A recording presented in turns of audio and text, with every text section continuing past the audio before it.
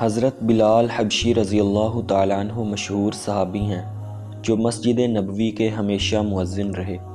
شروع میں ایک کافر کے غلام تھے، اسلام لے آئے، جس کی وجہ سے طرح طرح کی تکلیفیں دیے جاتے تھے۔ امیہ بن خلف جو مسلمانوں کا سخت دشمن تھا، ان کو سخت گرمی میں دوپہر کے وقت تپتی ہوئی ریت پر سیدھا لٹا کر ان کے سینہ پر پتھر کی بڑی چٹان رکھ دیتا تاکہ وہ حرکت نہ کر سکیں، اور کہتا تھا کہ یا اس حال میں مر جائیں اور زندگی چاہیں تو اسلام سے ہٹ جائیں، مگر وہ اس حالت میں بھی احد احد کہتے تھے، یعنی معبود ایک ہی ہے۔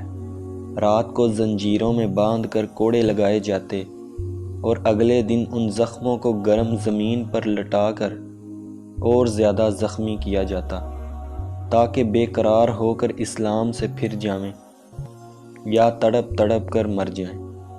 عذاب دینے والے اکتا جاتے، کبھی ابو جہل کا نمبر آتا، کبھی امیہ بن خلف کا، کبھی اوروں کا، اور ہر شخص اس کی کوشش کرتا کہ تکلیف دینے میں زور ختم کر دے۔ حضرت ابو بکر صدیق رضی اللہ تعالیٰ عنہ نے اس حالت میں دیکھا تو ان کو خرید کر آزاد فرمایا۔ چونکہ عرب کے بت پرست اپنے بتوں کو بھی معبود کہتے تھے، اس لیے ان کے مقابلے میں اسلام کی تعلیم توحید کی تھی، جس کی وجہ سے حضرت اللہ تعالیٰ عنہ کی زبان پر ایک ہی ایک کا ورد تھا۔ یہ تعلق اور عشق کی بات ہے۔ ہم جھوٹی محبتوں میں دیکھتے ہیں کہ جس سے محبت ہو جاتی ہے اس کا نام لینے میں لطف آتا ہے، بے فائدہ اس کو رٹا جاتا ہے، تو اللہ کی محبت کا کیا کہنا جو دین اور دنیا میں دونوں جگہ کام آنے والی ہے۔ یہی وجہ ہے کہ حضرت بلال رضی اللہ تعالیٰ عنہ کو ہر طرح سے ستایا جاتا تھا، سخت سے سخت تکلیفیں پہنچائی جاتی تھیں، مکہ کے لڑکوں کے حوالے کر دیا جاتا کہ وہ ان کو گلی کوچوں میں چکر دیتے پھریں، اور یہ تھے کہ ایک ہی ایک ہے کہ رٹ لگاتے تھے۔ اسی کا یہ صلہ ملا کہ پھر حضور صلی اللہ علیہ وسلم کے دربار میں مؤذن بنے، اور سفر حضر میں ہمیشہ اذان کی خدمت ان کے سپرد ہوئی۔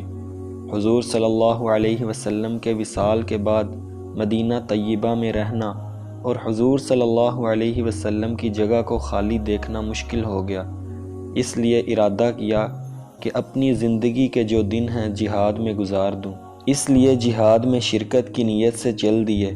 ایک عرصہ تک مدینہ منورہ لوٹ کر نہیں آئے۔ ایک مرتبہ حضور صلی اللہ علیہ وسلم کی خواب میں زیارت کی۔ حضور صلی اللہ علیہ وسلم نے فرمایا، بلال یہ کیا ظلم ہے، ہمارے پاس کبھی نہیں آتے، تو آنکھ کھلنے پر مدینہ طیبہ حاضر ہوئے۔ حضرت حسن اور حضرت حسین رضی اللہ عنہما نے اذان کی فرمائش کی۔ لاڈلوں کی فرمائش ایسی نہیں تھی کہ انکار کی گنجائش ہوتی۔ اذان کہنا شروع کی اور مدینہ میں حضور صلی اللہ علیہ وسلم کے زمانہ کی اذان کانوں میں پڑھ کر کوہرام مچ گیا۔ عورتیں تک روتی ہوئی گھر سے نکل پڑیں۔